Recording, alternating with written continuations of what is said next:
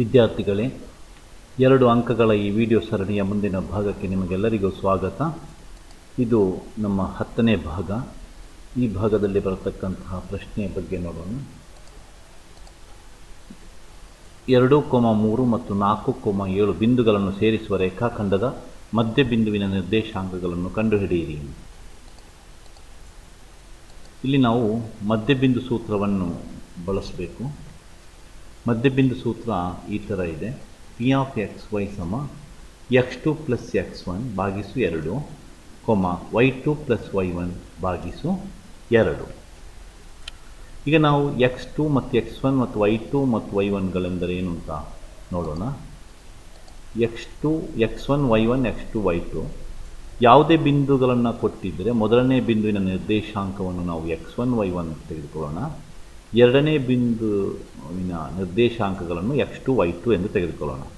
ಆಗ x1 2 3 ಮೊದಲ ಬಿಂದುವಿನ ನಿರ್ದೇಶಾಂಕ, x2 y2 4 7 ಎರಡನೇ ಬಿಂದುವಿನ ನಿರ್ದೇಶಾಂಕಗಳು.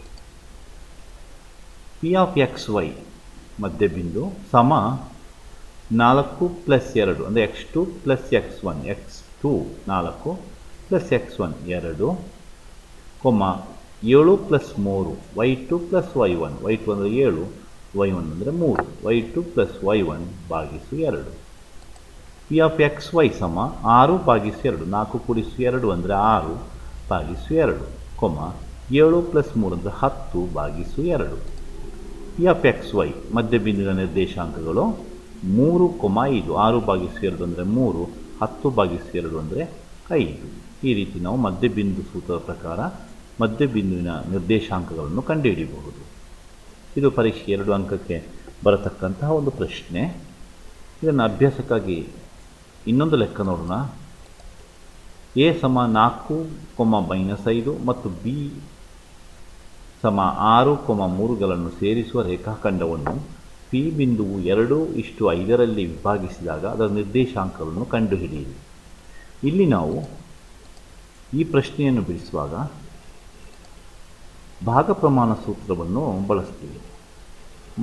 ಮೊದಲನೇ ಲೆಕ್ಕದಲ್ಲಿ ನಾವು ಮಧ್ಯಬಿಂದು ಸೂತ್ರವನ್ನು ಬಳಸಿದ್ದೀವಿ. ಮಧ್ಯಬಿಂದು ಸೂತ್ರ ಬಳಸುವಾಗ m ಮತ್ತು n ಬೆಲೆ ಸಮ ಆಗಿರೋದ್ರಿಂದ ಅದು x2 ಪ್ಲಸ್ x1 ಭಾಗಿಸು m2 ಮತ್ತು y2 ಪ್ಲಸ್ y1 ಭಾಗಿಸು 2 ಅಂತಾಗುತ್ತೆ. ಆದರೆ ಇಲ್ಲಿ ಭಾಗ ಪ್ರಮಾಣ ಸೂತ್ರ ಬಳಸಿರೋದ್ರಿಂದ ನಮ್ಮ ಇಲ್ಲಿ ವಿಭಾಗಿಸುವಂತಹ ಪ್ರಮಾಣ 2:5 ಆಗಿರೋದ್ರಿಂದ ನಾವಿಲ್ಲಿ ಭಾಗ ಪ್ರಮಾಣ ಸೂತ್ರವನ್ನು ಬಳಸಬೇಕು. ಭಾಗ ಪ್ರಮಾಣ ಸೂತ್ರ ಏನು ಹೇಳುತ್ತೆ ಅಂದರೆ mx2 ಪ್ಲಸ್ nx1 ಭಾಗಿಸು m plus n, my2 plus ny1 ಭಾಗಿಸು m ಪ್ಲಸ್ n ಆಗುತ್ತೆ. m ಮತ್ತು nಗಳು 2:5 ಆಗಿದೆ. m:n 2:5, m 2 ಆಗುತ್ತೆ, n 5 ಆಗುತ್ತೆ. x2 x1 y2 y1 ನಮಗೆ ಗೊತ್ತಿದೆ. ಮೊದಲನ ಬಿಂದು ನಿರ್ದೇಶಾಂಕ ಎ ಯ ನಿರ್ದೇಶಾಂಕವನ್ನು ನಾವು x1 y1 ತೆಗೆದುಕೊಳ್ಳೋಣ. ಬಿ ಯ ನಿರ್ದೇಶಾಂಕಗಳನ್ನು ನಾವು y2 y1 ತಗೊಳ್ಳೋಣ. x1 y1 ಅಂದರೆ 4 - 5, x2 y2 ಅಂದರೆ 6, 3. ನಾವು ಬೆಲೆಗಳನ್ನು ಈಗ ಆದೇಶಿಸೋಣ. ಪಿ ಆಫ್ ಎಕ್ಸ್ ವೈ ಸಮ 2 ಅಂದರೆ m 2:5 ಇದೆ, ಗುಣಿಸು x2 ಅಂದರೆ 6 ಪ್ಲಸ್ 5 n 2:5 ಇದೆ, ಗುಣಿಸು 4 x1 ಭಾಗಿಸು m ಅಂದರೆ 2 ಪ್ಲಸ್ n ಅಂದರೆ 5, ಗುಣಿಸು 2 ಗುಣಿಸು 3 y2 2 ಅಂದರೆ m, 5 ಗುಣಿಸು 5 ಅಂದರೆ n, y2 y1 minus 5 n y1 minus 5 ಭಾಗಿಸು m ಕೂಡಿಸು n ಅಂದರೆ 2 ಕೂಡಿಸು 5. ಪಿ ಆಫ್ ಎಕ್ಸ್ ವೈ ಸಮ 2 ಆಗಲಿ 12 ಪ್ಲಸ್ 5 4 20 ಭಾಗಿಸು 2 ಕೂಡಿಸು 5 ಅಂದರೆ 7, 2 3 6 ಕೂಡಿಸು 5 ಗುಣಿಸು -5 -25 ಭಾಗಿಸು 2 ಕೂಡಿಸು 5 ಅಂದರೆ 7. ಪಿ ಆಫ್ ಎಕ್ಸ್ ವೈ ಸಮ 12 ಕೂಡಿಸು 20 ಅಂದರೆ 32 ಭಾಗಿಸು 7, 6 - 25 ಅಂದರೆ -19 ಭಾಗಿಸು 7. ಇದು ಇಲ್ಲಿ ಕೇಳಿದಂತಹ ಪ್ರಶ್ನೆ. ಎ ಸಮ 4, -5 ಮತ್ತು ಬಿ 6 - 3 ಈ ಬಿಂದುಗಳನ್ನು ಸೇರಿಸುವ ರೇಖಾಖಂಡವನ್ನು ಪಿಯು 2:5ರಲ್ಲಿ ವಿಭಾಗಿಸಿದಾಗ ಆ ಪಿ ಬಿಂದುವಿನ ನಿರ್ದೇಶಾಂಕಗಳಾಗಿವೆ. ಈ ವಿಡಿಯೋದಲ್ಲಿ ನಾವು ಮಧ್ಯಬಿಂದು ಸೂತ್ರ ಹಾಗೂ ಭಾಗಪ್ರಮಾಣ ಸೂತ್ರವನ್ನು ಬಳಸಿ ಸಮಸ್ಯೆಯನ್ನು ಬಿಡಿಸುವುದು ಹೇಗೆ ಎಂಬುದರ ಬಗ್ಗೆ ಚರ್ಚಿಸಿದ್ದೇವೆ.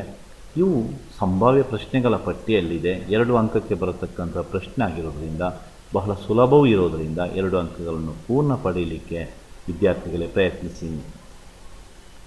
ಇಲ್ಲಿಗೆ ಈ ವಿಡಿಯೋ ಭಾಗವನ್ನು ಕೊನೆಗೊಳಿಸೋಣ. ಧನ್ಯವಾದ.